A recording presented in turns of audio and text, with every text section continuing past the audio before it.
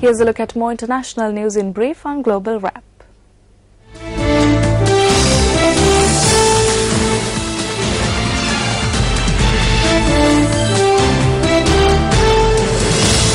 Japanese Foreign Minister Takeki Matsumoto stressed the need for negotiations the issue of the disputed East China Sea on his first official visit to China. Foreign Minister Matsumoto met with Chinese Vice President Xi Jinping yesterday amidst a round of talks about the intense but often icy ties between Asia's top two economies, which face persistent friction over sea disputes and historical distrust. China and Japan have bickered for years over a group of uninhabited islets in the East China Sea known as Senkaku in Japan and Diaoyu in China.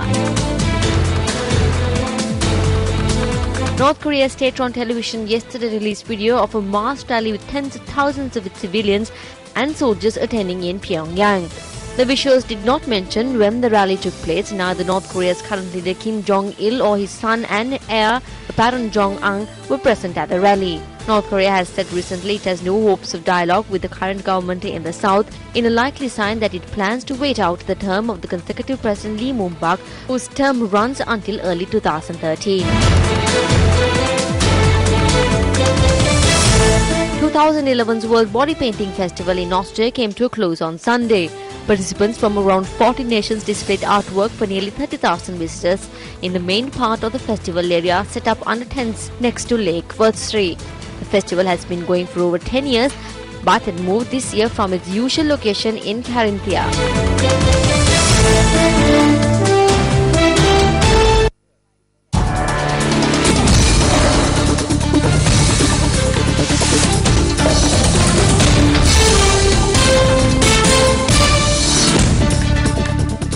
And now it's time for a look at sports news from the exciting world of sports.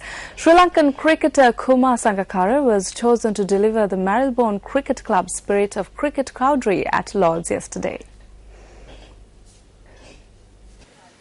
Incidentally, Kumar Sangakkara was the first Sri Lankan and also the first active international cricketer who was invited to speak at the annual event.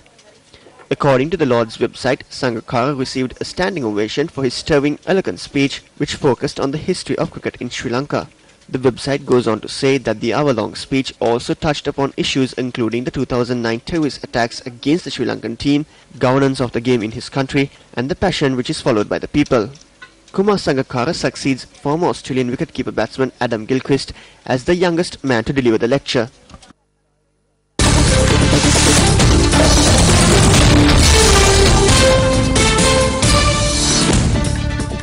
And up next is tennis. Some 100,000 Serbian tennis fans gave Novak Djokovic a royal reception in central Belgrade yesterday after the 24-year-old arrived home to celebrate his first Wimbledon title.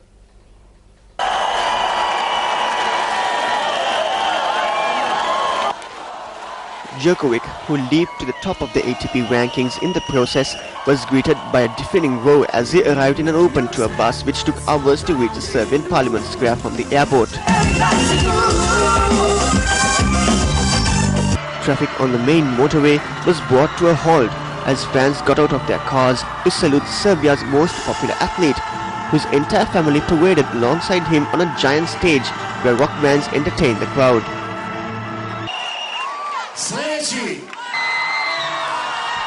Speaking to the crowd, Djokovic dedicated his trophy to the fans and Serbia.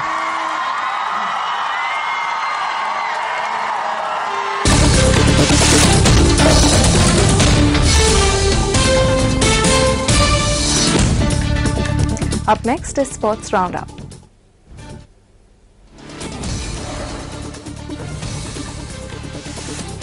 Nick Watney closed with a 4 under 66 to seal a two-shot victory over KJ Choi at the AT&T National. Watney won for the second time this year, moved to number 10 in the world rankings and also put himself atop the standings and the PGA Tour money list for the first time.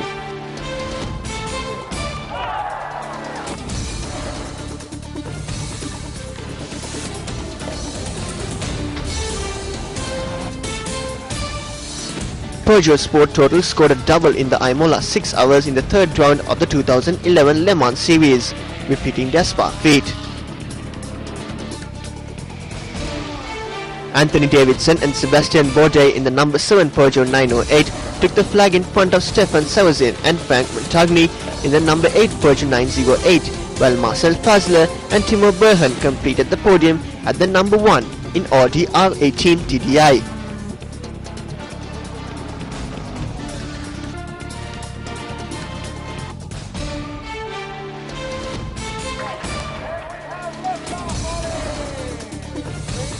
Anik Baton and Jared Young won the women's and men's Pro-Cross World Cup titles with a round to spare after victory in round 4 at Mount St. Anne in Canada.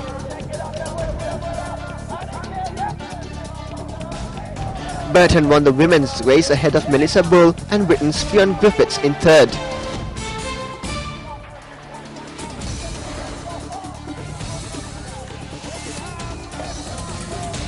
Graves took victory in the men's event ahead of his only title rival Switzerland's Roger Schinderkut, with Germany's Julia Chajk in third.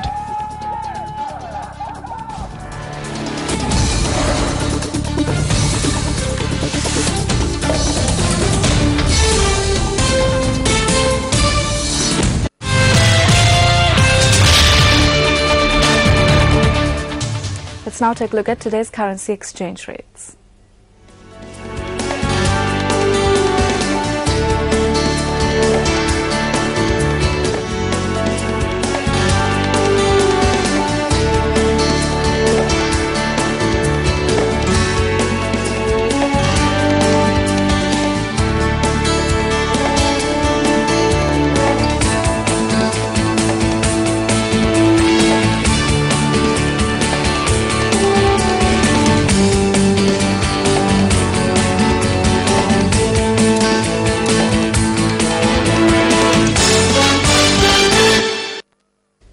Well, that wraps up Breakfast News live on Channel 1 MTV. Thank you for joining us. God bless. And we leave you with the company of Discover Sri Lanka.